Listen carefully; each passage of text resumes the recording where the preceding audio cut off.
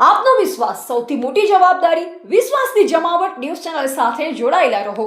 Vadodara ગ્રામ્યના Sinor police station વિસ્તારમાં state monitoring cell SMC દ્વારા મોટી કાર્યવાહી હાથ ધરવામાં આવી। આ કાર્યવાહીમાં પોલીસે ₹2.40 લાખના પત્તા જુગારનો પર્દાફાશ કરી કુલ ₹12.71 લાખનો મુદ્દામાલ કબજે કર્યો। પોલીસે આ કેસમાં 14 આરોપીની ધરપકડ કરી છે, જ્યારે 5 આરોપીઓ હજુ પણ ફરાર હોવાનું જાણવા મળ્યું।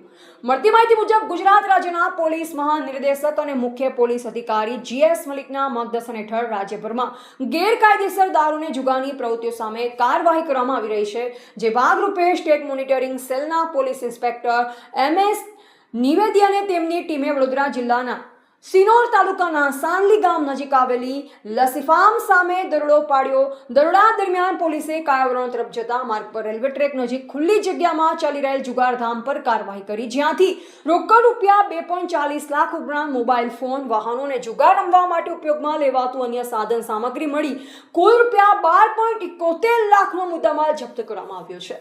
આ કેસમાં આરિફ ગુલામભાઈ સિંધી, સોહેલ સિદ્દીક મિર્જા, અજયભાઈ માછી, હસનભાઈ સિંધી, પ્રવીણ ચંદ્ર રાણા, જહીરભાઈ શેખ, હાર્દિક પટેલ સહિત કુલ 14 આરોપીની ધરપકડ કરવામાં આવી છે, જ્યારે અસલમ મોહમ્મદ મંસૂરી અને અયુબ નૂર મોહમ્મદ પઠાણ સહિત 5 આરોપીઓ પોલીસ પકડથી દૂર છે। આ મામલે સિનોર પોલીસ સ્ટેશનમાં ગુજરાત જુગાર અધિનિયમની કલમ 12 અને ભારતીય ન્યાય સંહિતા 2023ની કલમ 112(2) હેઠળ ગુનો નોંધવામાં આવ્યો છે।